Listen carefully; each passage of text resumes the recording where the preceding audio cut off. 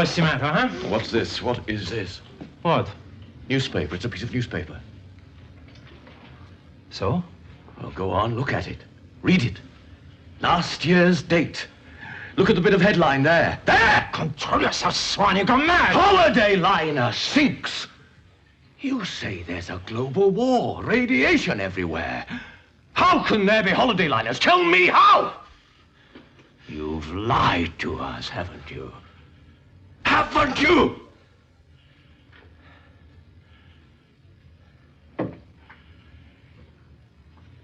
In a way, Swan, yes. I had to. Had to? What do you mean, had to? Well, it's true that the war is over. But have you any idea what happens to people who've been involved in a nuclear war? Have you? Of course I haven't. I've been down here. Those that are lucky enough to escape the annihilation have their bodies eaten away by radiation poisoning. They're deformed in mind and body. But this newspaper. They have a kind of society, but it's evil, corrupt. You don't think I could expose you to that sort of thing? Think of Mary and the other women. You could have told me at least. I decided not to. You should have told me. I thought it was best. And what about the natural disasters we've been organizing? The volcanoes, earthquakes? Swan, they're not fit to live. You're murdering them. Killing them off. I want you and the others to inherit the Earth. Make a new world. Yes, I know all about that. But not at the price of wholesale murder. It's not murder. If you could see, you'd understand. It's an act of mercy. There must be some other way. No! I won't take your word anymore. I want to see for myself. You'd be horrified. Maybe. The radiation would kill you. I'll chance that.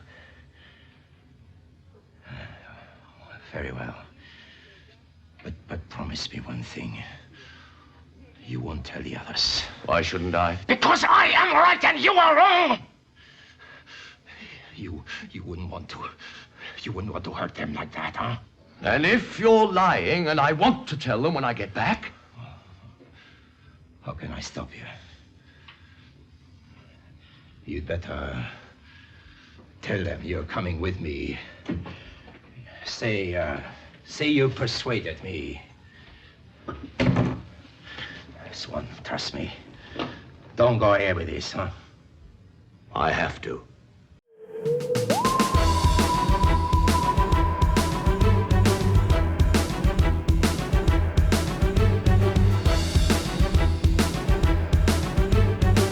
Hello and welcome to Who Watches Who, a Doctor Who podcast with me, Matthew, and as always, I am joined with...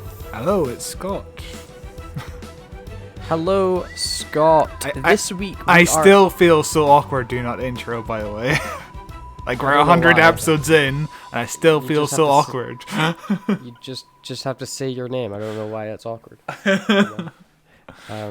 But this week we are concluding our look into the Second Doctor with The Enemy of the World parts 5 and 6, and concluding our time obviously with The Enemy of the World. Scott, why don't you kick us off immediately with your little bit of writer's corner for this week? Well, to start off with, last week we were talking about the guy who plays Bennick, the slimy sleaze man who we had in the slimiest man in Doctor Who.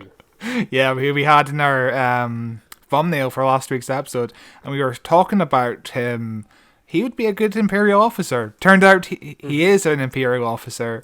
Yes, he was in Star Wars, and so basically it just means that we are as good at casting as George Lucas. Or whoever directed episode 5, because he was in episode 5. Yeah. Who directed episode 5? Lawrence. Oh God, Lawrence Fishburne did it.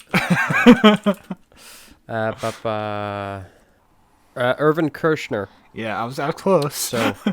So you know, Lawrence was his nickname. But yeah, he was an Imperial officer in The Empire Strikes Back. He is one of the dudes in the scene where Han Solo gets liquefied in the carbonite, whatever the fuck it's called. He gets liquefied in it. I don't know what happens to that movie. I think the opposite happens. I don't think he becomes a liquid. He becomes a statue, man. He gets frozen. He gets frozen. Yeah, it gets frozen in carbonite. Come on. But in episode 5 of the commentary to The Enemy of the World, he tells the story of basically for those 2 lines. He has 2 lines. One of them is basically saying, "Oh yeah, Luke Skywalker is landing," and he shares a scene with Darth Vader and Boba Fett, which is if you're going to be cool. in Star Wars, that's cool. But yeah, cool. basically those 2 lines he was booked for 7 weeks for those 2 lines because of technical difficulties and all that. So he got 7 weeks pay out of that 2 lines, which is good payday. Dream. Yeah, it's a dream. Living the gig right there. dream. That'd be great. Yeah, that'd be great. But he wasn't just in Star Wars, was he, Scott? We discovered something else about him. Oh yeah, he is a regular character in the Basil Brush show, which I grew up with. I'm not sure if you grew up with. I did grow up with it. It's not a show that I like religiously watch, but I've definitely seen like at least a couple episodes of it because I Yeah. would like watch it if it was on before something. He plays this lazy landlord in that show, and yeah, we watched a clip. We watched a clip together, and he's really good in that show. He's really funny. He gets some funny lines. Yeah, you know what? Here's a clip right now. Who are you anyway? The name's Rossiter, Mr. Rossiter. I am the landlord. I've never seen you before. No, that's because I'm a new character. Oh, right, that's nice. No, not really. I'm a complete scumbag.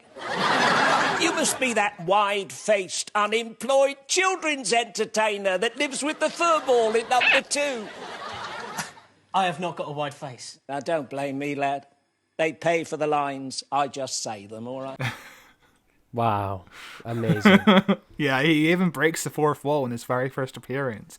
And it just struck me, like, the Basil Brush show was the Deadpool of our generation. Except I'm less pretty sure raunchy. Deadpool was the Deadpool of our generation. Well, you know, in terms of, like, TV. I know Deadpool was a character in the comics. Deadpool was but- on TV. He was in like Spider-Man, like the Spider-Man cartoon. Yeah, in, like, 2012. Yeah, which is when you're still a kid. No, not really. You're not 12 years old is what I was, so Jesus, you're young. I was like, how old was I? 14? That's a huge difference. yeah, 14, you're basically grown up. But Milton Johns is his name, and he was also in an episode of The X-Files, which is a show I've never seen. I've only seen a few episodes of. Loser. Imagine never seeing the X-Files. You're such a loser. See, that's a show I watched all the time as a kid. Loved it. Fantastic. Then name the character with the hat. Name the character with the hat. Yeah. Bigfoot. It was Bigfoot. Bigfoot had the hat. Fair enough. I can't tell if you're wrong. But yeah, enter our writer's corner since we've taken so much time talking about that dude. Yeah, 3 whole minutes. So yeah, this story had 3 writers. Obviously, we've talked about 2 of them before. This turnaround, we're talking about Derek Sherwin, who was born in 1936, and he began his career in the theatre as a jack of all trades, much like the last 2 writers we talked about. It's interesting how varied their work is. You know, they're actors, they're writers, they're producers. They're just doing everything. It's Just doing a bit of amazing. everything. It's amazing how Yeah. easy it was to get into the industry back in the day. Different, yeah. I mean, it was a different time, wasn't it? You know, the industry was a lot smaller. Yeah. You know, there was not as much money in it. Like, you know, it's just a different world completely. Yeah. Completely different world. But in the theatre, he was a junior set designer, a stage manager, and lighting designer. He was in the Royal Air Force for several years, and after that he became an actor in theatre, film, and television before deciding on becoming a freelance writer. He had just joined the BBC around this time Enemy of the World was in production.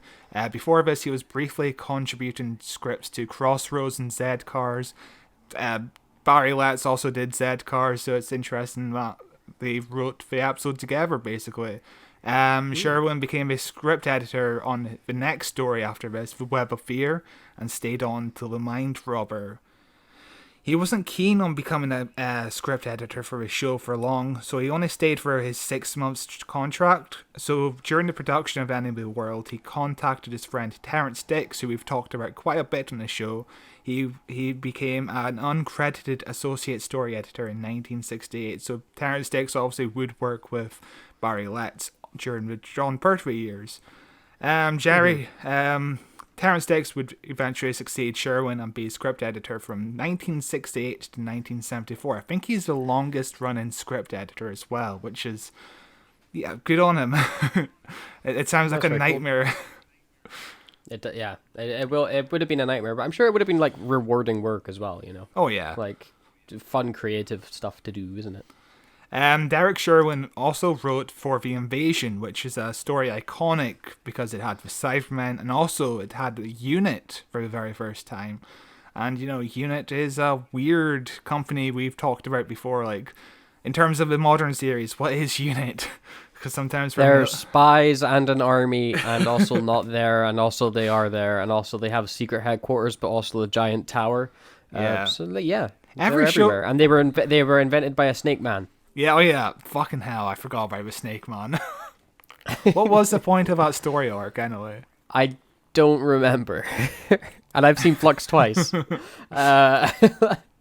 Derek Sherwin went on to become an assistant producer on the show for the rest of his charging years, briefly returning to his script editor duties with Space Pirates, which we did a lot of pirate stories last year, and I'm glad we never did the Space Pirates, because Space Pirates is apparently one of the worst stories in Doctor Who, so worse than the Sea Devil somehow. I don't know how that's possible.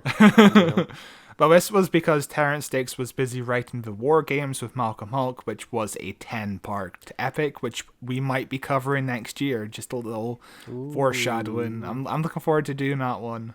It's a huge one.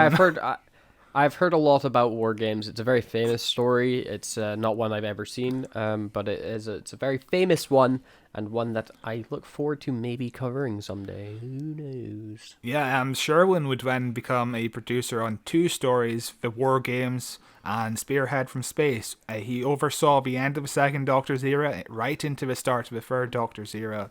He would then be replaced by Barry Letts, who we also talked about last week. Everything goes full circle in Doctor Who.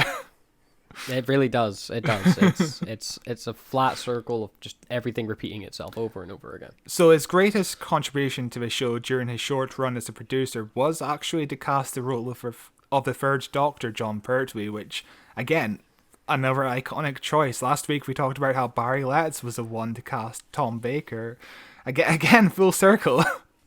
Yeah, both casting very famous, very iconic versions of the Doctor. Although, to be fair, is there a version of the Doctor that's not iconic?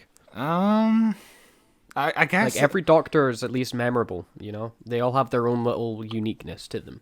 Yeah, I would say Colin Baker might be the worst choice, but, you know, he was the only Doctor to actually get fired. I'm not saying he's a bad choice at all, but, you know... That wasn't Colin Baker's fault. Not you know, at all. Colin Baker as the Doctor is fantastic. We've seen him be fantastic. Even we covered a Colin Baker story, and he was great in it. You know, yeah. It's more just the writing and the scripts. He just got given a bad hand. Definitely, but I'm not saying he's a bad choice as an actor. It's just, you know, that the show was going through a rough period around then. But even then, his tenure, as brief as it was, and how awful his scripts are iconic in their own way. Yeah. You know, like his costume is extremely iconic, you know, and like that's the era when the Doctor Who was like an axe murdering psychopath.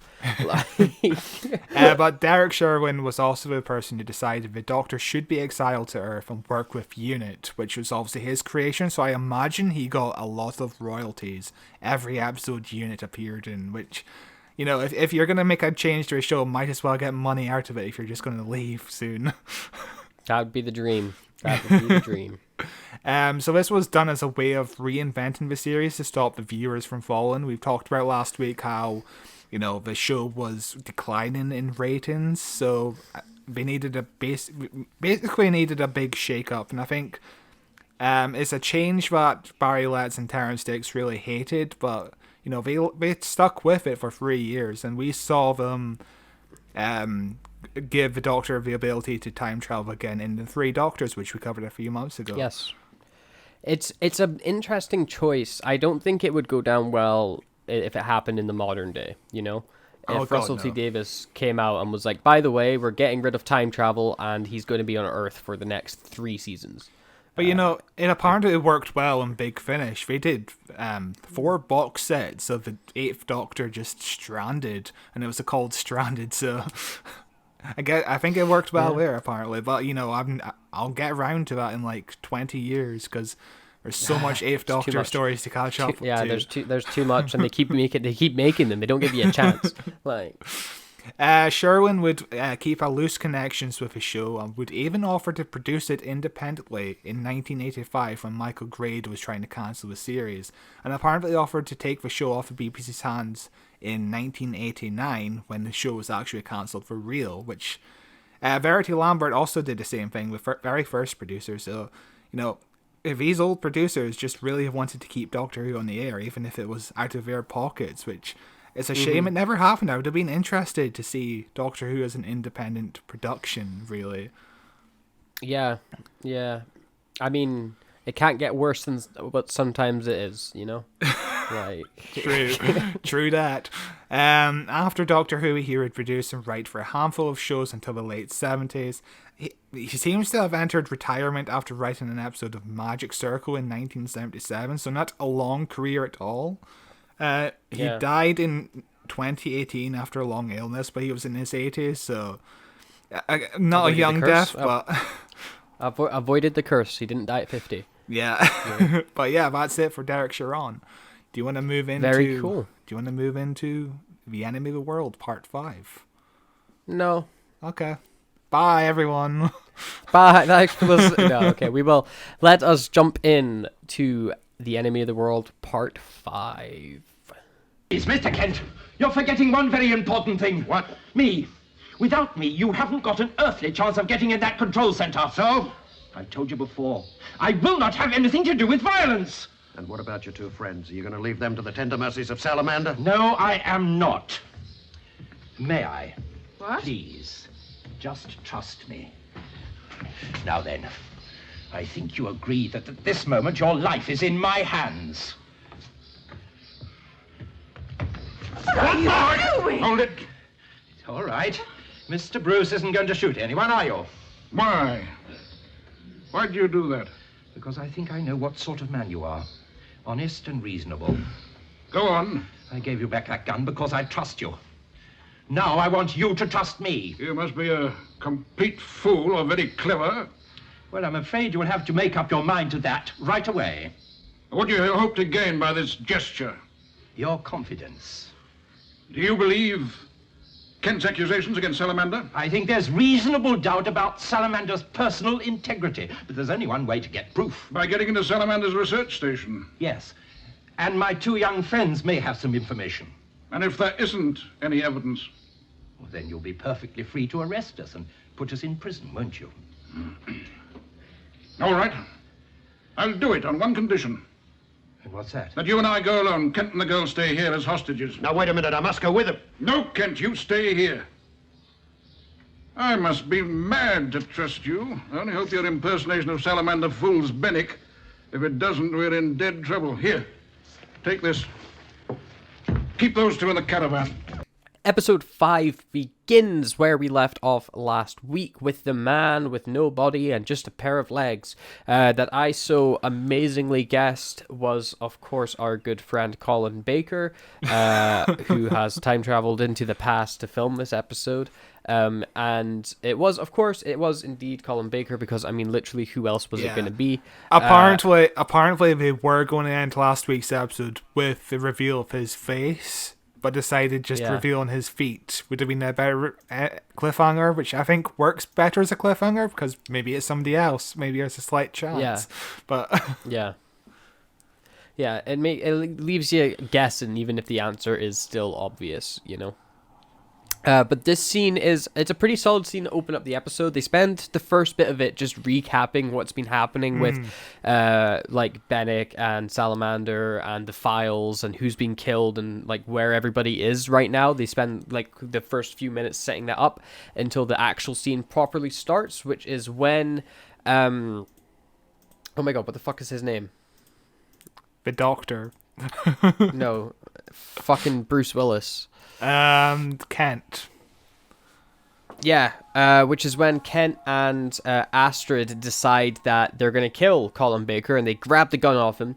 Mainly it's Astrid that does this, but Kent, who looks, I've decided, like Bruce Willis. I cannot unsee that it's just Bruce Willis, who's time traveled with Colin Baker. I guess they're buddies. And you know, they're like, what's stopping us killing you right now? You know, Colin Baker, and he's like, well, you're surrounded by guards. Where are you getting from it? You'll just die anyway if you do kill me. So where's the real plan in this? You know, what's the benefit? And he's trying to find out what the Doctor's role in this, like why they want him to assassinate Salamander. Why is he going along with it? And the Doctor's got this great moment where he's like, you know, I don't believe in violence. You guys know that. And then he grabs the gun off Astrid, and he's like, okay, see, now I've got your life in my hands, don't I? And I was like, I feel like you're contradicting yourself here, Doctor. Why is anybody believing you? Like, why do you think you're a threat after you just said I don't believe in killing people? Now you're pointing a gun at somebody. But he then gives the gun off to Colin Baker, which was it's a fun little reversal of the dynamics, because now the villain has been given a murder weapon and he's got everybody in his sights. And he's like, you know, you could kill us, or you know, you could trust us. You could join up with us. And Salamander's up to something no good. You know, like we're trusting you not to shoot us right now, so you should be able to trust us. And then suddenly Colin Bruce shoots the Doctor and he turns into John Pertwee, and it makes it incredibly more difficult for him to impersonate Salamander. That would actually be an interesting idea. if like, say, like they brought like a Salamander type character back, if halfway through the Doctor regenerated and just fucked up and then he's like, oh my god, no, how am I going to solve this now? You know, he has to use the mask, but the Master sometimes uses on other people to pretend, you know, he is Salamander. Yep. But we then cut off to Mr. Slimeball the Man, who was called Bennick. Haha, I remembered. And he's just fantastic in this episode. He's fantastic in these next two episodes. He's extremely, extremely good. Yeah, Patrick Troughton playing the dual roles is number one, but Bennick is an easy number two in my opinion. He is.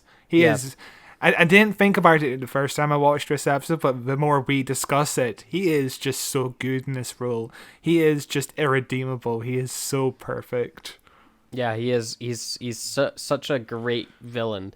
And he's talking with a guard, how he's really looking forward to torturing. I assume it's the companions he's talking about? The companions we don't see until halfway through this episode. Yeah. You know, he's looking forward to torturing them, and he really hopes they're going to be stubborn and not give him any information because he wants to work for it. You know, which is it's a gross thing to say, and he's delivering it with such joy across his face. Like it's such a slime ball. We then cut back to Colin Baker. With Bruce Willis and the Doctor and Astrid, as the Doctor successfully convinces him to, like, come on, let's go, we'll show you the evidence, isn't that what happens when they leave? Why do they leave? Where do they go? Where do they come from? Cotton Eye Joe. Yeah. The Doctor leaves with Colin Baker as Giles, that was his first name, just remembered it right now, and Astrid are left behind under watch of guard, as we cut to the underground base with Salamander, which is where we spend quite a chunk of this episode, but it is fucking fantastic. So if you remember from last week, we've got these two guys, this guy and this girl, Colin and his girlfriend, whose name I don't remember. What was it? Mary. Betty. That's what I said, Mary. You know, and Colin's still talking about how he wants to go up to the surface, how he doesn't distrust Salamander, but he just kind of wants to see it for his own eyes so that he can, like, fully be like, okay, I know I'm not getting lied to here because there's just something itching away at his brain. But while that's happening, like, they're getting told, like, come on, you have to get back to work. Come on, get back to work. Get doing this by whoever this the, like, manager is of the facility.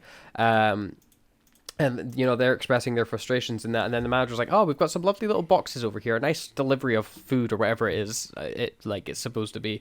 But he notices something on the bottom of it. And on the bottom of it is a piece of newspaper, just a little shred of it, a little bit that's been ripped off, caught between boxes or something like that. And he looks at it and then immediately marches off to Salamander's office. Yeah, he fucking pushes people out of the way as well. Yeah, he's going. Like, he's like, fuck, I need answers right now. He goes straight into Salamander's office, and we get just an incredible piece of acting from John Pertwee and whoever this man is that's playing the John manager. Pertwee. Yeah, it's John Pertwee twice. He's a man. He's man-made talent. He's every character's played. Yeah, John Pertwee. Every character is played by John Pertwee. He looks so much like Patrick Troughton. The makeup is incredible. But what I love about Patrick's performance here is Facade is slipping ever so slightly. Like, he has no control over the situation anymore. But he sometimes climbs aboard and just. Sometimes he has control, but sometimes he loses it at the same time. It's a fun performance to watch as he's given Salamander is given a performance, but his performance Salamander is just lying. His back's against the wall and he's just making up shit on the spot. He's just basically like, oh yeah, this newspaper article is from last year. It's about a holiday liner being sunk. The newspaper says Friday, August 16th, 2017. This was a Wednesday, which is a weird thing to get wrong because it's so easy to look up. Yeah, just go on your computer. Although, and then in the 1960s. And then also the headline is about a holiday liner being sunk, but the article is about a greyhound racing. Amazing. But this was in the 60s where obviously we couldn't pause to read the information below. Yeah. They talk about this in the Better Call Saul podcast quite a lot, where we have to be like, we have to overwork our prop department basically, because if you want a newspaper clipping, you have to make sure every word in that newspaper is readable. It's not just gibberish. So it's even if it's not on camera, you have to make sure every word is it makes sense. It's fact corrected. It's insane. Yeah, that's a crazy amount of work. But this argument continues where Salamander starts saying like, there was a cruise liner and stuff like that, and I lied to you when I said that everybody died in nuclear war. The war is over, and those that survived the war have turned into like these horrible mutated monster things, and they have a society, but it's hell on earth. They're all evil monsters, and so like me, I was. Yeah, it's exactly the same thing Dalek said about the Falls in the very first Dalek episode, which was also written, it was overseen by David Whittaker because he was script editor, but it's interesting to see that comparison there. Yeah, he's got a theme. He was like, I kept this information from you to protect you because it was easier for you to think that everybody was dead rather than know the truth that they're actually these horrible monsters. And while you guys have been setting off all the natural disasters, the volcanoes, the eruptions, you've been killing them, but it's more of a mercy killing than straight up murder, and he does a decent job of convincing this manager guy that he's telling the truth, even though his lies at this point are just a post-apocalyptic novel. Do you know what happened 3 weeks after this? 3 weeks later, an American major would say a town in Vietnam needed to be destroyed in order to save it. So, it's disturbing. It's so disturbing. Yeah, it's gross. But the manager's like, okay, say that I believe you. I need to see this with my own eyes. You're taking me with you when you go back up. And Salamander's like, okay, but you can't tell anybody what you see. And the dude's like, okay, I won't tell anybody what I see unless you're lying to me. And if you're lying to me, I'm going to tell everybody. Which at that point I was like, Salamander's just going to murder him. Yeah. But also, like, why is he not thinking like, if I go up there with Salamander, he's just gonna kill me? Because if I guess he believes Salamander on some level still. Because if he fully didn't believe Salamander, he'd be like, no, you're gonna murder me because I'm gonna tell everybody. Like, I don't understand it from Salamander's perspective. He makes sure that the manager dude tells everyone he's going up to the surface. So if he doesn't come back, Salamander has to make up another excuse, I guess. I guess, but like if he doesn't come back, then Salamander has got more reason to be like, see, it is dangerous up there. This is why I don't take you, to try and stop other people coming. You know, he's like that would be my only guess. Yeah, for that's it. fair.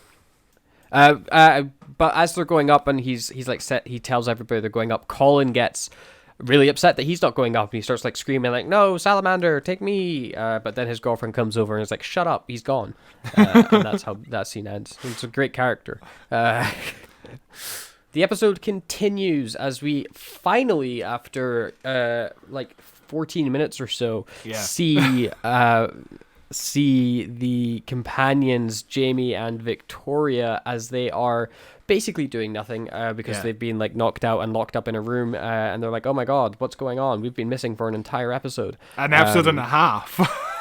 Yeah, and the plot did not miss them. Apart from, I guess maybe Jamie did stuff technically.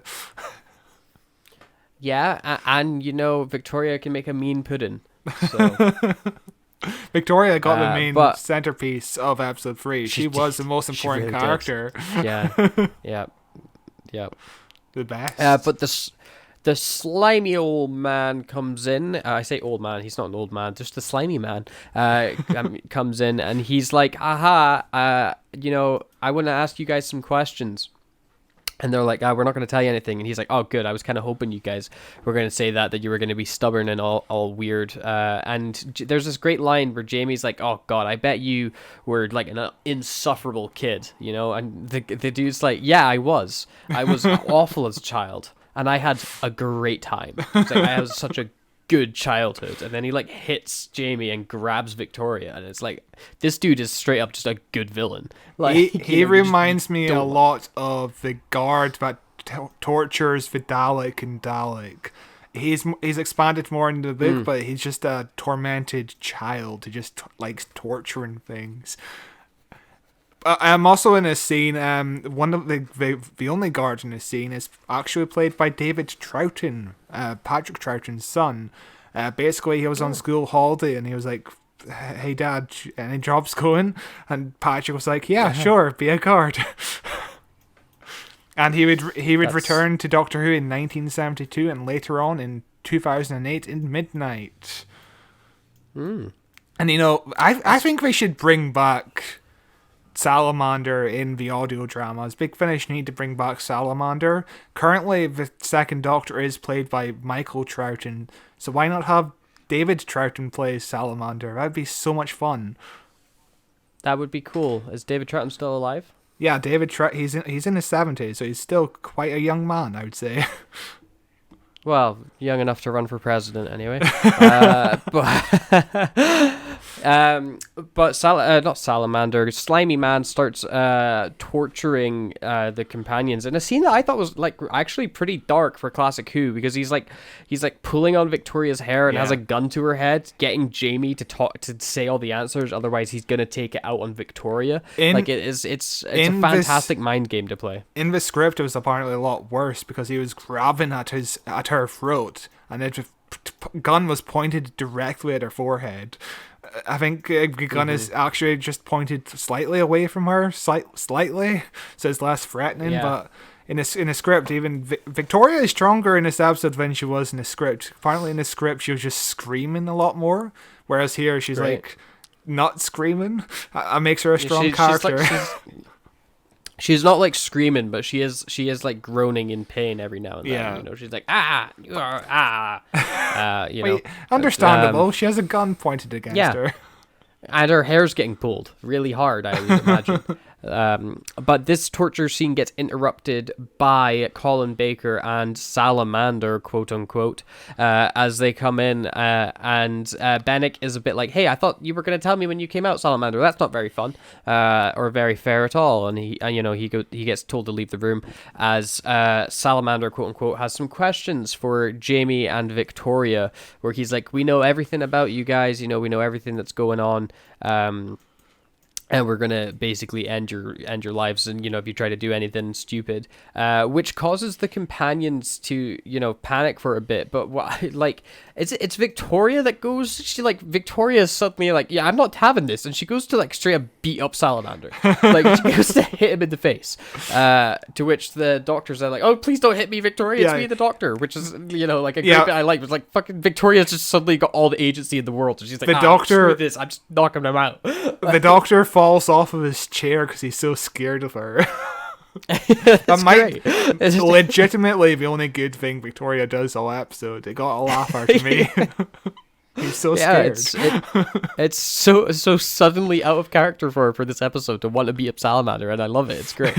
But this was all an elaborate ruse so that the doctor could prove to Colin Baker that there is something weird with Salamander, because the companions, they never knew it was the doctor, and they were still untrustworthy because there's this shady stuff going on, and they weren't lying or performing for anyone's behalf. It's a really convoluted way of trying to get this dude to trust you, because Colin Bruce could have just been like, yeah, you somehow told them earlier on that you were going to pretend to be Salamander, and you were going to enter this room as Salamander, and you told them to be scared of you. Colin Bruce could have easily thought that, but okay, I guess he buys into it immediately. He's all for it. He's all for it. But we then cut to Bennett very briefly. He's like, he's yelling at a guard to be like, I told you to tell me when Salamander left the records room, and the guard's like, but he hasn't left the records room. Which makes Bennett go, oh my god, there's a lookalike. People instantly are able, that's the strange thing with this story is how quickly people come to the conclusion that someone must look exactly like Salamander. They don't think oh, maybe he came out another door, maybe he snuck out, maybe this guard's lying to me because he forgot about a part of his job and he doesn't want to get into trouble. No, there's a doppelganger about is the first thing he jumps to. If I was in this episode and I met a guard, I'd be like, yeah, this guard, all the guards in this episode are shit, so I'm not gonna. They're so bad at their job. You're probably looking away for a minute or something. You were probably going to get a piece of toast or something, Yeah, they're so bad in this episode. But we then cut to the real Salamander and the manager guy as they're walking through some caves, and the manager's asking a lot of questions like, where does that way lead? And Salamander's giving up excuses, which get shitter and shitter each time he has to come up with an excuse where he's like, oh, that's just a ruined building, we can't go into there, and oh, the radiation in this bit isn't as bad, I don't think there's much radiation, so you should be safe here.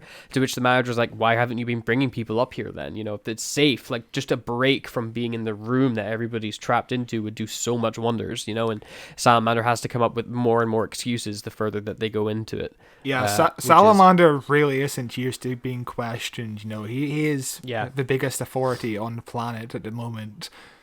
I wonder how that happened in the first place, how he got into power, and these people don't know about him, even though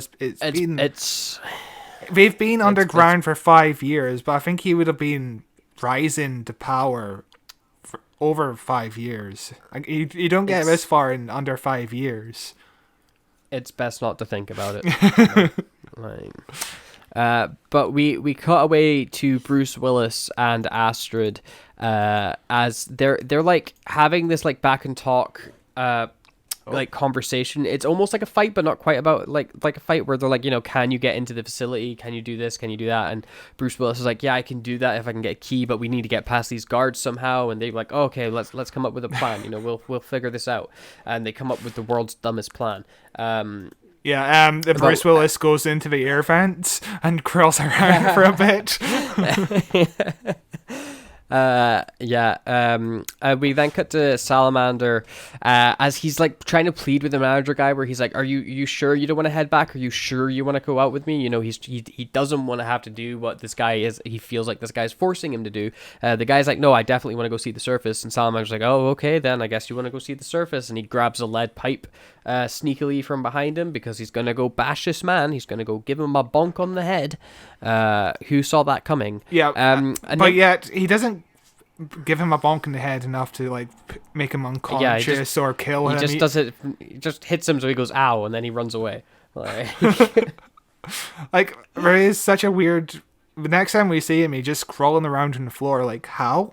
Where did Yeah. Salamander go immediately after this hit? I don't understand. And why did he only hit you once? Why didn't he hit you and then keep hitting you till you died and then ran away? It makes no before anybody sense. could see.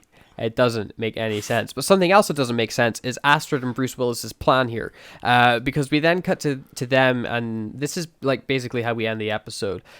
Bruce Willis is lying on the table with a ketchup on his head, and Astrid smashes a window. So the glass would be on the outside, right? And a guard sees and or hears the window smash, comes running in, and he goes, "What's going on?" Astrid is standing at the window, and she goes, "There was a gunshot. Somebody shot through the window and has killed Bruce Willis, as Bruce Willis has got ketchup on his head. If there was a gunshot, the glass would be on the inside. It's like the first thing you would see." The guard looks at Bruce Willis. There is not a hole in his head. There is sauce on his head. And he's like, "Oh my god, he's dead. Well, I'll go look for this guy then. You stay here." And he goes running off. And Bruce Willis gets up and he's like, "Ketchup." And he literally eats the fake blood. It's like that much. Like it was legitimately just sauce. Like it's such a dumb moment. To be fair, in the guard, I guess maybe he could have. We don't see the fourth wall, so he could have presumed that maybe the bullet went through one window, even though there's no glass that comes into the fourth wall window, if that makes sense. The bullet could have come through. I don't know. There was a smash, and there's only one smash window. Maybe he just didn't see the other window, and he was like, "Yeah, maybe." The guards are just bad. They're just bad and stupid. But Astrid's then like running through the woods or whatever, and she hears somebody screaming for help. She's like, "Oh my god, help me!" And she goes over. The moment she steps outside of the caravan, the guard changes actor in between scenes because the location shoot was done first around the time of the location shoot of episode 1, and the guard hadn't been cast yet because the script for episode 5 hadn't been finished at this point, so we were working based on a brief description, and the script finished a day after filming this little insert here, which sounds like a nightmare. So yeah, the guard completely changes actor. The entire production of this episode, like of this story, seems like a complete nightmare. Really, it does. It's surprising how well this pulls together. It's a strong production considering. Yeah, considering all the issues that they had. But she there's somebody screaming for pain. And have a guess as to who it is, man, that's been hit with a pipe. And she's like, "Oh my god, who did this to you?" And he goes, "Salamander!" And that's our cliffhanger. I think it's probably one of the weakest cliffhangers of the story. Although, to be fair, this is a story that does not have super strong cliffhangers. Yeah. You know, it has like, a few good. Classical cliffhangers are always hit and miss, though. Like most of them I mean, are usually miss. it's the doctor's about to die. Yeah. Usually it's somebody's about to die.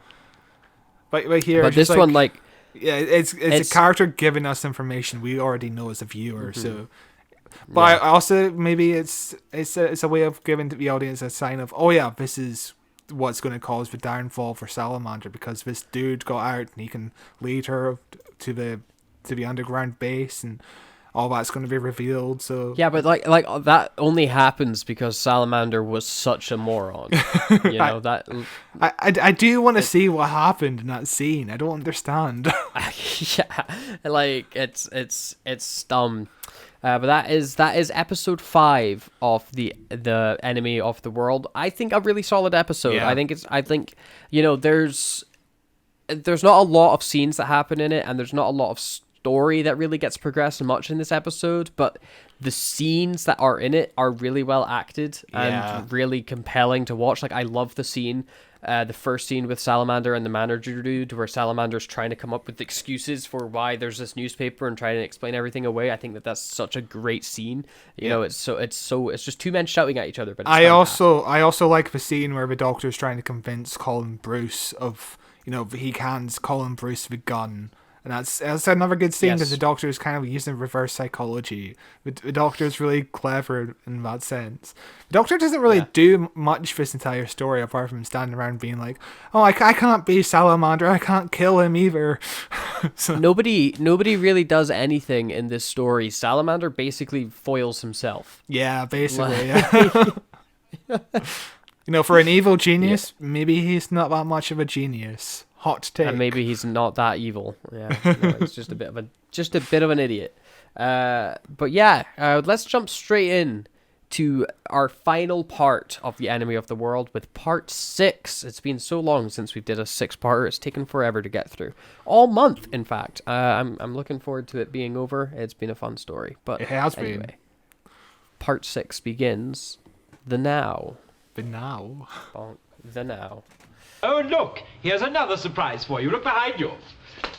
Astrid, you've come just in time. It's too late, Giles. I know everything. That's him. That's the man who took us down there in the first place. Giles Kent, we thought you were dead. Now, look, I've never seen these people before in my They life. told me everything. You and Salamander were in it together. You built an atomic shelter, took some people down for an endurance test. The next person they saw was Salamander, who told them that an atomic war had started. You see, Kent. Oh, be careful, Doctor, he'll kill you. You kept us down there like animals. Why? Why did you do it to us? We had to have someone create the natural disasters, didn't we? And we fooled you all. You didn't fool me, Kent. You didn't suspect me. Any man who resorts to murder as eagerly and as rapidly as you must be suspect. You didn't just want to expose Salamander.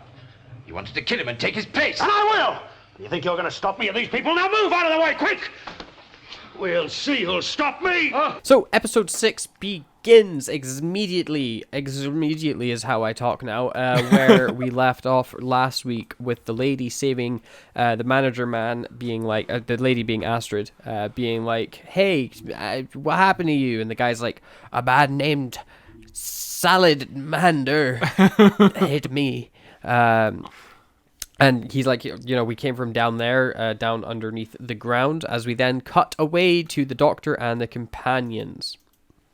There was a thing that we didn't actually mention in episode 5, actually, that I wanna bring up just because it was great, is the moment with the Doctor revealing himself to be the Doctor and not Salamander to the companions. The way that he convinces them is he plays an invisible reporter. And I just thought that was charming as fuck, and we forgot to mention it. But God, yeah, we talked about his recorder in the 3 Doctors as well. Every time he pulls out that damn recorder, it's instantly likable. It's perfect. I love him so much. Even when he just pretends to pull it out because he's not holding anything, he's just whistling. But yeah, it's great. But everybody is talking in the room, trying to figure out like where Salamander is and what he's doing in the records room. The start of this episode is kind of like all over the place. Yeah. Like they're set like this. Every scene is really short, and we're cutting about constantly. They try to cram in so much story in these 10 minutes, which is kind of what always happens with Classic Who. It always gets to the last episode, and they go, "Oh wait, hang on, we've not talked about anything." And like I feel like you should have done this before. One thing I'll say is we cut from Astrid and the manager dude for outside the cave, and then like 30 seconds later, after we're seen with the Doctor, they're inside of the cave. So it's a quick cut. Yeah, it is. Obviously, Obviously, I think it's because they didn't have the set to be outside from last week, so they just had to shoot it inside of a cave instead. But inside the cave, he's like, I'm dying, but downstairs is where everybody is, and Astrid goes off exploring again, as we cut away yet again to Bennick chatting with the Doctor, pretending to be Salamander, and, he's just trying to convince Bennick that he is Salamander, and that things are just going a bit weird, and that Bennick's the one that's not paying attention and dropping the ball. It's a fun little scene. Yeah, he's given them like a note document to sign. I'm guessing it's so he can catch him out of the act, so if the signature doesn't match. But also he also leaves the room, so it doesn't really work for him. Yeah. He's like, aha, I'll get him to do his signature, and then I'll catch him out. He does the signature, and then Bannock's like, wait, I don't remember what his signature looked like. Maybe it did look like this. Wait, fuck. And then it's revealed that, the Doctor has valuable information now, because it's revealed that there's 30 workers in this research room instead of it being fully automated. So fucking Bennick just ruins the game for him. Yeah. then, once he leaves and stuff like that, Colin Baker is like, there's loads of public phones around the place if you guys need to phone, help, which is, of course, the truth in the year 2018. There's just so many, there were so many public phones in 2018. When was the last time you've used a phone booth? I never used a phone booth. The only time I would go in a phone booth is when I was like a kid and we wanted to see if there was spare change inside the machine. Yeah, because you hit the refund button and sometimes change would come out and you'd use it to go buy sweets or whatever. But that's the only time that we would ever use them. I can think of 2 phone booths that are in my area, just like a 10-minute radius from me. So I don't know why they're still there. One I remember crazy. When Better Call Saul started, one of them had Saul Goodman on the side of it. I was like, yeah, Better Call Saul.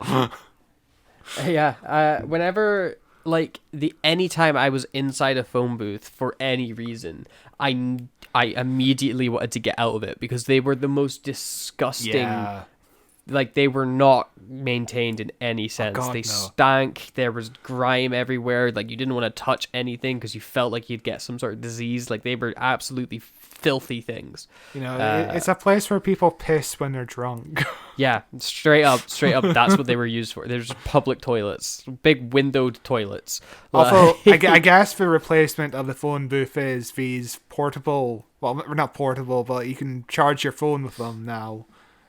You know what I'm talking about? There's some around town. I haven't been to town in ages, but there's these big BT pillar things. Yeah. That, they just seem to advertise stuff. I've never seen anybody use them. No, never have I.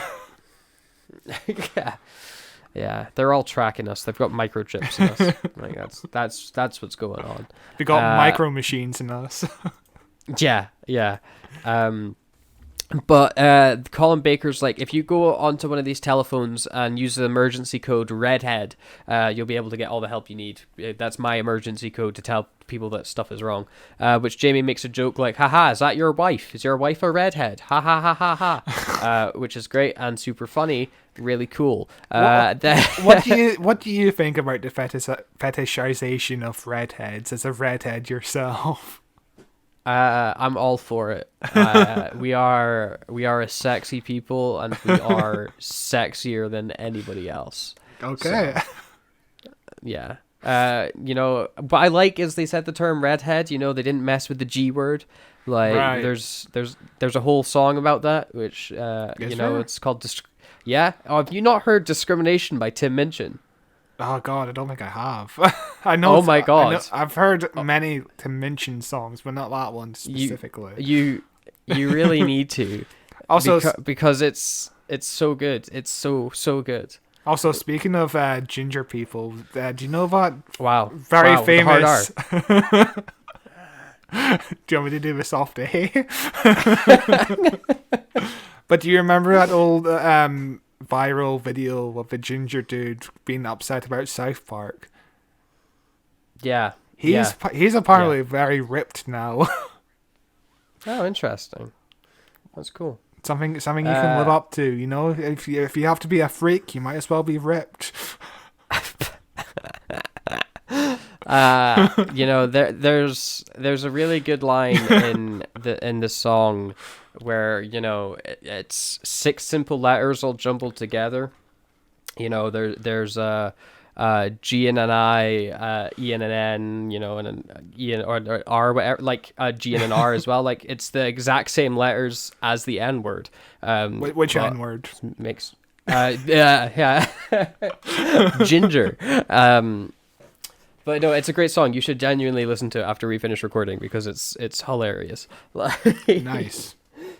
But this is also when the Doctor and everybody are like, hey, we need to go back to the TARDIS as well. And Colin Baker's like, what the fuck is a TARDIS? Which Victoria simply puts, it is our sort of space house. Well, she begins to say space. She says space. But how does she going to end that? Spaceship, I guess? Yeah, she was going to say spaceship, but she decided, house, because we have to be incognito. Yeah, it's our space Spacious house. I guess you could say, oh yeah, it's our spacious house. But who has a sentence? Who says a sentence like that? Like, it's a decent cover up. Yeah, but we then cut back underground to the secret facility where people cause earthquakes, and everybody's having soup. What type of soup do you think they're having? Doesn't matter. Anyway, Astrid is exploring. She comes down, and then she ends up meeting everybody down there, and they obviously freak out. Because they're like, oh my god, it's somebody from the surface. They're like a monster, or they're going to be irradiated or something. And they start trying to kill her. And then Astrid convinces them that she's not there to kill them, but she was sent here by Swan, who's the manager guy, and that Salamander's been lying to them. In the original script, the Undergrounders would have been throwing the tins of like the food they just got at Astrid. Jesus, but it was decided that it was too violent. So instead, they just get giant sticks out of nowhere. One of them, somebody holds a fucking mallet, and that's not violent. I don't understand. No, they want to beat her to death. Yeah, it's not violent at all. But then Colin is like, hey, we need to get you decontaminated because of all the radiation that's up there. And Astrid goes to step into the radiation machine that we saw a few episodes ago. And something I'm just noticing now is, you know how this has got Dalek walls? Mm-hmm. If you, on the shot where she's stepping into it, you can see some of the Dalek walls are crushed. Yeah. That happens quite a lot in Classic Who, where the set just gets warped. Because they have really bad storage, apparently, so... Yeah, things just get, like, thrown on top of each other and like damaged. sometimes the TARDIS would get warped because of this reason. Amazing. What's even more amazing is on the close-up of the radiation machine, you can pretty much see the entire crew and stage because of the reflections in the balls. You need to send me a picture so I can see.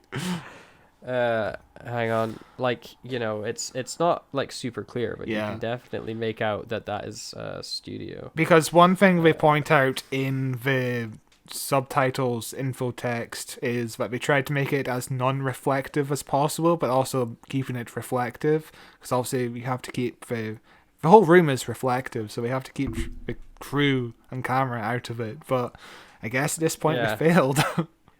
Well, it's a hard thing to not get a reflection off because you've got a close-up of the balls. Like they do a good job in the wide shots and stuff.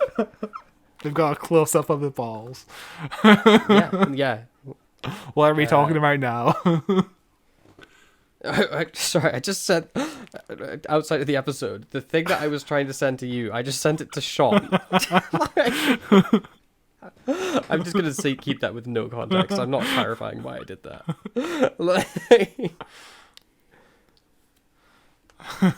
I see. Yeah. You see the camera guy. Yeah. Yeah.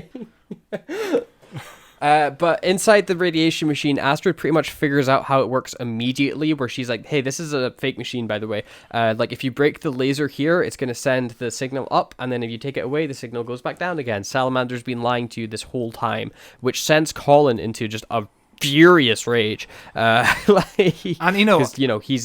after 5 years, you would surely try to test it on yourself, because there was a point in an earlier episode where Salamander's like, don't get too close to me, you might get contaminated. And they never thought, oh, maybe I am contaminated, I have to go into the machine to test myself out. Yeah. They've never tested it out on themselves. Yeah, but people in this episode, especially if they hang around with Salamander for long enough, apparently are like complete morons. So maybe he's got a superpower that he makes people stupider around him. Entirely plausible.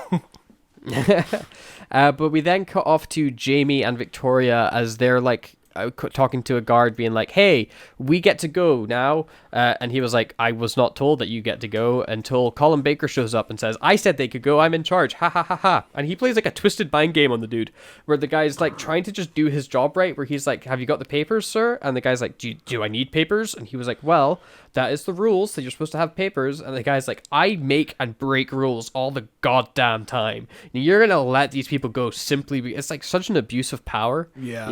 It's what a terrible boss. What a terrible boss this dude is. And then we cut back down to Astrid again. It's these, as I'm saying, we're all over the place. We're cutting to like scenes for like 10, 15 seconds before going back to other scenes. And Astrid's like, I'm going to take 2 people up with me because I can only fit 2 people with me. And you, Colin, and your girlfriend, you guys seem to be the like leaders in charge of everybody here, keeping everybody calm. So I'm going to take you guys with me to confront Salamander. And like, why not take one of them and leave the other one to lead everybody to keep them calm? Why would you be like, nah, both of yous? I don't want a single leader down here.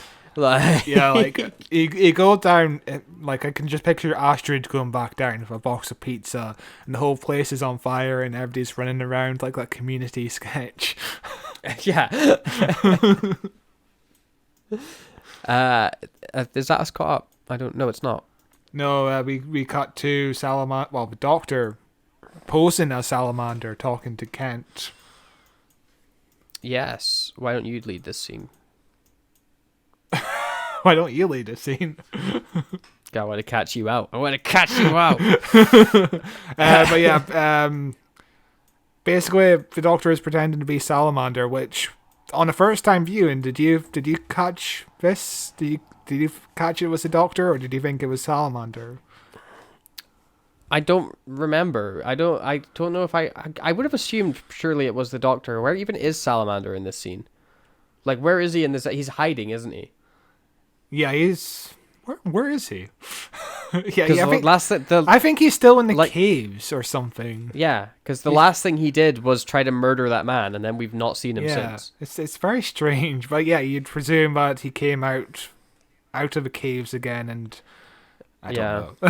It's very confusing where Salamander is in relation to everyone to else. Anything, yeah. And how's he sneaking around? How's he sneaking around but nobody's seeing him anywhere in this huge base? Like, yeah, it's strange. But this is a pretty fun little scene here, with the Doctor talking to Bruce Willis.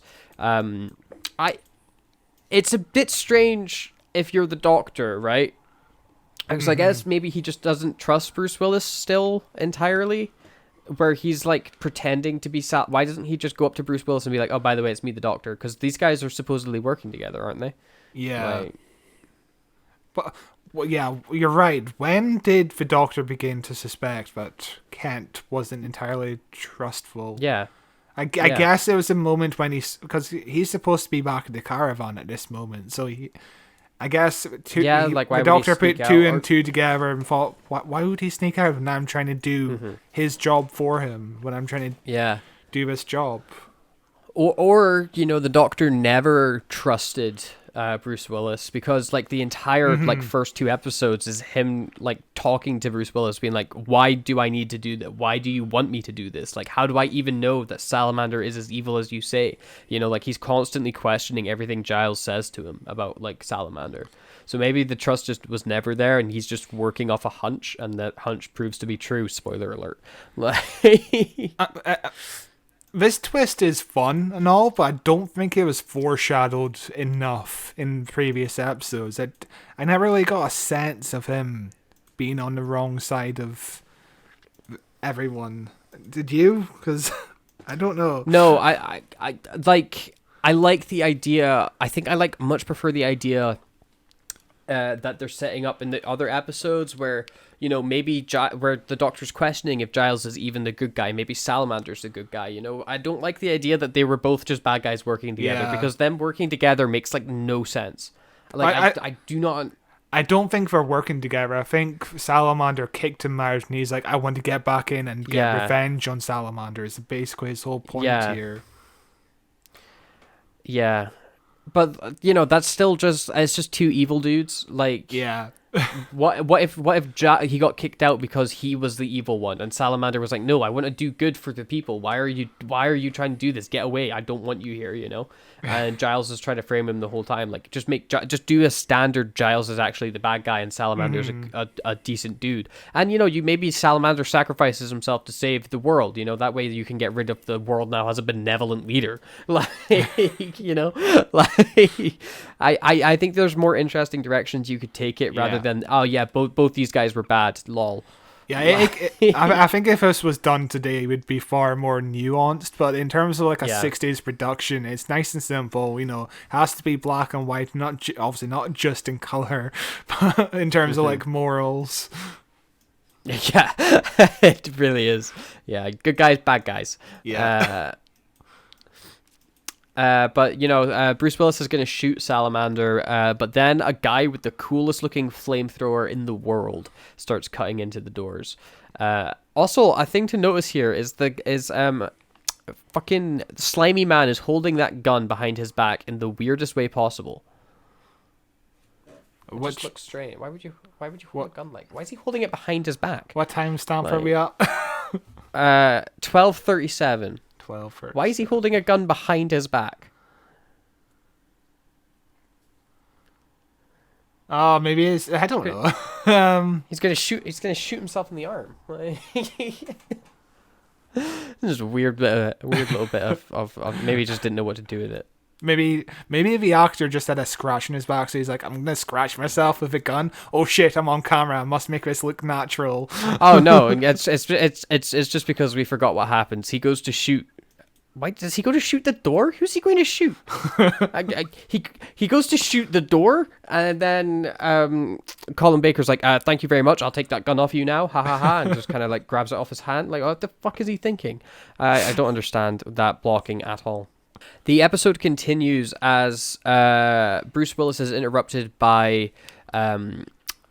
Astrid and Colin in that from deep underground, and Astrid's like, you were working with Salamander all along. These guys have told me everything. You teamed up with him to capture people and trick them into going underground, then telling them a nuclear bomb went off, and you both came up with this extremely convoluted plan. How did you build an underground bunker without anybody knowing? That's what I want to know. Anyway, so you said that you guys were bad guys, and now I'm gonna shoot you in the face. But that's Bruce actually Willis a good point. You know, Salamander had the resources to build an underground bunker and convince several dozen people to go down there. Yeah. And based nobody on knew what? about it. Nobody knew about it. He left no evidence behind. Not the people that built the bunker, not the people that he asked and they said no. Like, I mean, also, how did he convince them in the first place? I just want to know that. But I guess the whole story falls apart if we know too much details. We just have to use our imaginations. Forget about it. I'll explain later. But Bruce Willis grabs the doctor and is like, I'm going to shoot you in the head instead, doctor. Ha ha ha. But he quickly runs away instead as stuff starts to go wrong. Then we cut to... And this scene kind of confuses me thinking about it. We cut to Slimy Man. And Slimy Man, they're about to break in through the doors, but he's like, aha, screw you. And he grabs a gun. He's about to betray Colin Baker. And then he runs away and he gets interrupted by guards. And then he's like, oh, I demand a fair trial. I want to be arrested. And like all that stuff's great. His acting and stuff's great. I just don't understand why he betrays them. Like he's not getting arrested. He's like teaming up with them and he'll be fine. Surely his I guess like I don't know, his loyalty to salamanders, he feels like they're betraying them, but like I don't know, maybe his survival instinct where like, you know, he's the slimy dude who just wants to keep on winning, like changing teams is the best way to keep winning, you know? Like I don't know. I don't know how I feel about him suddenly randomly grabbing a gun, but I do like his arrest scene. His arrest scene is great because he's so good. Yeah, he's like a spoiled child who just gets told off, he's arrested, and it's just like, he just immediately reverts to a child. He really does, yeah. He like someone that's getting told, like, grounded by their parents. But we then cut to underground where somehow Giles has met up with Salamander and like instantly, you know? Yeah.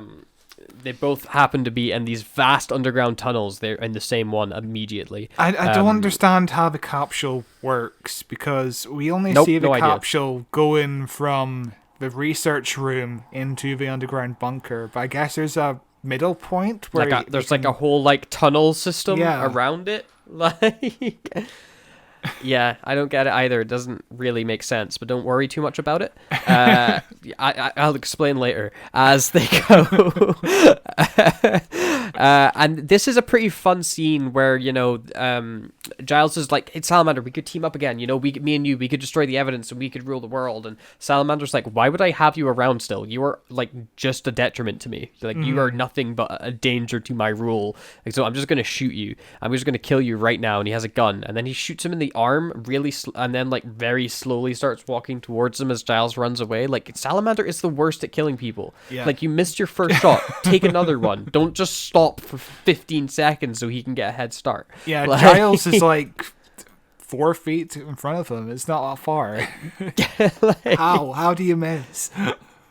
Yeah, I know. Then, like, he escapes into, like, this other room, and Salamander follows and shoots him again. And then Giles is like, aha, but luckily I'm next to the self-destruct fucking lever. And he pulls a lever and everything explodes. Why is that a lever? Why did they build a lever that blows everything up and needs no safety? It does not need anything to, like, a safety measure to be like, are you sure you want to blow it up? You don't need to pull down 3 levers. You just need to pull down one of them. Like a passcode, because, one of those people in the underground bunker could have just easily escaped the underground bunker and then found the lever and be like, oh, what the fuck is this? Pull it. Yeah. I mean, his whole plan would be ruined. If you're Salamander and your teammate, your partner, the only person that also knows about the underground base is no longer working for you, but is actively working against you, isn't the first thing you're not going to do be, oh yeah, the big self-destruct thing that only he knows about as well. I'm going to change that. Also, that's another point. Why does he need to get the Doctor to impersonate Salamander when he could just pull the lever in the first place? Because earlier on he makes a good point about how easy it is for him to get back into the base because he has clearance. Even if he doesn't have clearance, he would know a secret shortcut or something, right? Then he could just go into the tunnel, make sure Salamander's in the facility, and then pull the lever and kill Salamander. The twist of Giles being, like, having worked with Salamander this whole time, and it makes no sense. Like what the fuck? It really makes the story unravel. What the fuck was his plan before the Doctor showed up? Why did he need to work with Astrid in the first place? I have no idea. Yeah, no, I have no idea. It does not, like, when he's a good guy and the Doctor's showing up and he sees it as an opportunity, sure, it makes sense. But, like, when he's just trying, like, to portray, like, it does not make sense when you're thinking about it, like, he's a bad guy from the start, like. Yeah, the plot does kind of unravel, but don't worry, because they're about to wrap it up extremely quickly. Yeah. Everything has exploded. And we're with Astrid and Colin Baker, and they run out of the room, and then they're like, wait, everybody underground, and they run back into the room they just ran out of.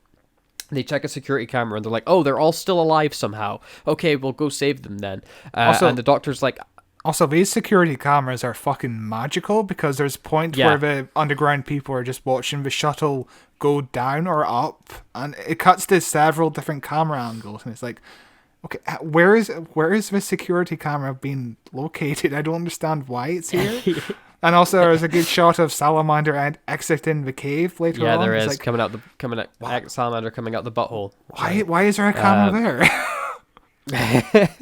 Don't worry about it. But they go off to save all the people from the underground base. The Doctor's like, I'll come with you. And they go, no, because you look like Salamander, you fucking idiot. And he's like, oh yeah, you're right. I guess I'll just head back to the TARDIS once I go with you so far, and then I'll go back to the TARDIS. Then we cut to the TARDIS with Jamie coming out of it, and he spots the Doctor in the distance, and he's like, Doctor, come here. And the Doctor's looking very beat up and bloody, and he's not talking or saying words for some reason. And they go into the TARDIS, and Jamie's like, oh, that was another fun adventure, Doctor, wasn't it? Oh, give me a kiss. And then, the Doctor's like, oh, Jamie, like, he just points and tells Jamie to fiddle with the controls because the Doctor doesn't know how to work them, or he's too hurt or something like that. And then Jamie's like, oh, you want me to do the TARDIS, do you, Doctor? Oh, okay. Well, you never let me do the TARDIS normally. You're just like, suck my dick. Because the Jamie and Doctor are gay lovers. But this is where the Doctor Doctor comes back into the TARDIS and he's like, aha, it's because it's not me, that's Salamander, it's a really fun way to end the episode. I thought it was a fun little play on its head that I didn't see them doing. I didn't even think of the possibility of Salamander pretending to be the Doctor because I'm an idiot. And it's a great little note where the Salamander's like, I just thought I'd return the favor of you pretending to be me, then they have a really shit fight. He doesn't do a good job of pretending to be the Doctor either, because he doesn't even attempt to master the English accent. He's just like, he just points to the TARDIS. Yeah, he does. He's just like, he's just really doesn't even try to say a word. Yeah.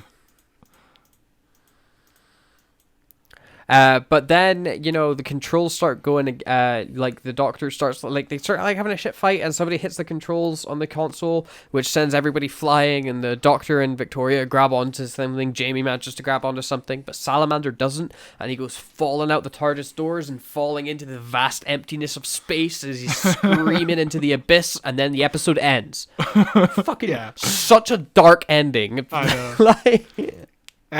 So where to begin? This whole end sequence is shot on film, which classic Doctor Who on film in black and white always looks really good to me. It looks so much better than just videotapes.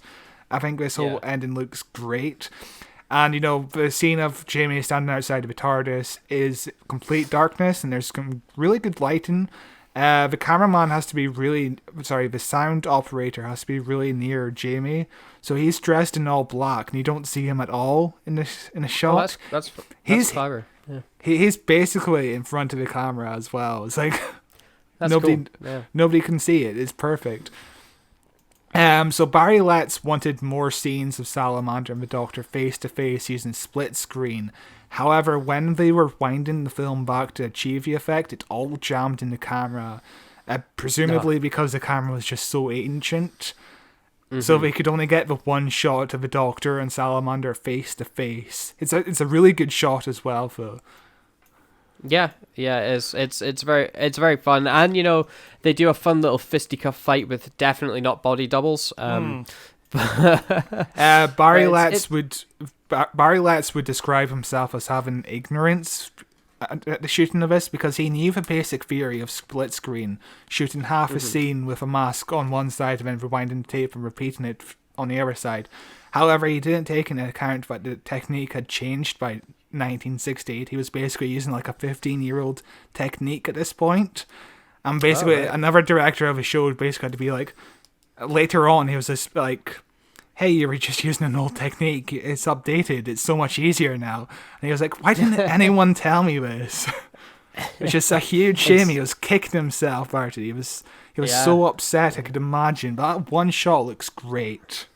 Yeah, it's a technique that is still effective and still used to this day. Although it's much easier to do it this day. If you watch any movie by oh my god, who's the guy that did Fight Club? David Fincher. Yes, if you watch any movie by David Fincher, every single one of those scenes is split screen. It's how he directs, is he will have like actors go through the scene so many different times in different ways, and then he'll just cut together their best like performances with each other. So like, the scene, like say like you and I are in a scene sitting across a table from one another, and it's like a wide shot. All the scenes of you talking are from a different take than the ones of me talking in that wide shot, just because those were the ones where we did it better. They're not like split 50 down the screen. Like he does like weird like angled cuts and everything through it. All of his scenes are spliced together with so much CGI, it's insane. We should start doing this podcast in green screen, because we're technically doing split screen right now. We are doing split screen right now, yeah. I'm looking right at you. Yeah, I'm looking right at me as well. But there is it's also like doing the split screen effect is an effect that like even I can do and have done in videos that I've made. If you go onto my other YouTube channel, youtube.com at Mess YouTube, where you'll see like various skits I've done in the film Counting Down. I say film, we call them Mesh shorts. In the Mesh short Counting Down, there was a scene where Sean from the future travels back into the past to stop Sean from doing what he's doing. And we did a big wide shot of that with the split screen in it, and it worked fucking flawlessly. Yeah. It's such an easy effect. As long as you keep your camera stable and in it, like, you don't move your camera, you're sorted. Because then you're just cutting together the footage in the editing, and the computer does like most of the work. It's so much easier now than it would have been when you were shooting on film. Joys of living in the digital age. Oh god, yeah. Like having to rewind the film and shoot the scene again. God, yeah. I mean, and the fucking footage just jams in the fucking camera. It must have been nightmare. It must have been so terrifying. Like, you know, like technology with cameras has come so far. Like, I was messing around, like, I've got a Pixel 6 as my phone, and I like messing around with the camera on that because it's really fucking good. And they've got a magic eraser function, which is blowing my mind with how incredible it is. Like, I took a picture of a cup, and next to that cup I had 2 guitar picks, right? And I used the magic eraser onto the guitar picks, and they just vanished. Jesus. And there was like the wood underneath it was completely flawless. Like, you could never tell that there was guitar picks there. So incredible technology. It is like and it all fits inside your pocket as well. It's not these giant film cameras we must have used in Doctor Who. Like, Jesus Christ, the technology it's only been 55 years. It doesn't feel like I know. I know, it's crazy. I mean, in 2018, when this episode was set, everything's so accurate as well, with the security camera footage and all the televisions and all the phone boxes and wired cables and clothing, and it's such a amazingly accurate episode for the year 2018. I wonder how they did it. It must have been when Colin Baker traveled back in time. He just told them what it was like when he showed up on the set. But the scene of the Doctor and Salamander meeting face to face is quite iconic. It's like in the trailer for the DVD, but when I watched the trailer for the first time, I didn't think it would be the very ending of the episode. I thought the entire premise would be, the Doctor and Salamander meet halfway through the story or something. They wait to the very end, and the story doesn't feel like it's lacking because of that. But it's a great story overall, I would say. I think it is a great story overall. It's very fun. It's very entertaining. I think it kind of loses its way as it gets to the end. It just kind of starts to fall apart and doesn't know where it's going or what it was trying to do. But the setup and the premise are super compelling. The characters in it are great. The acting in it is great. You know, there is the stinker episode 3, but one bad episode out of 6. That's a pretty decent batting average. Like, it's a really fun second Doctor story. I don't think it's my favorite Doctor Who story we've covered. You know, I think I think I like Tomb of the Cybermen more. Just because I liked the energy of the second Doctor in that, and he's barely in this. He's barely in this story. You know, we see a lot more Salamander than we do the Doctor. But Salamander going into the black hole is obviously a cliffhanger, because they still have to deal with the consequences of the TARDIS maybe being sucked into the black hole in the next episode, so it sets up the next episode quite well. It also reminds me of, do you remember that Dalek New Year's Day special, the very first one, where they're in space and Ryan's dad almost gets sucked into a black hole? It reminds me of this. I do not remember Ryan's dad almost getting sucked into a black hole. I forgot Ryan's dad was in that. That episode is fun, but like a mess. The Dalek parts of that episode is fucking amazing. I think it's like one of the best Dalek episodes in a long time. But when you suddenly cut into this kitchen sink drama where it's Ryan getting over his dad being a shithead, it's like the two don't fit. The two don't fit. It's a fun dialogue. I'm not sure how to feel about Salamander going into a black hole. The ending of Whittaker's proposed novel, he never got finished because he died too young, would have had Salamander remain on Earth and left to the justice of the people of his world. I think that might have been a better ending. I mean, you know, he could bring Salamander back, maybe meet another Doctor. It's also a better ending just because the entire time the Doctor's like, I'm not going to kill him because killing him is wrong. He needs to face the consequences of his actions, you know? Yeah. And then the episode ends with him falling out of the TARDIS to his death. So, the Doctor he was going to die anyway. So it just kind of makes the Doctor's objections pointless, you know? And, like... It's much more impactful if he actually has to face like actual real life consequences rather than I just died, the end, it's so easy. Like that's a lot one of the issues that I have a lot with Chibnall's episodes when he came over into the show, is he would just kill off his villains, because it's a lot easier to just be like, and the villain died. Like, but I think the meeting between the Doctor and Salamander could have been like 5 minutes long instead of a minute long.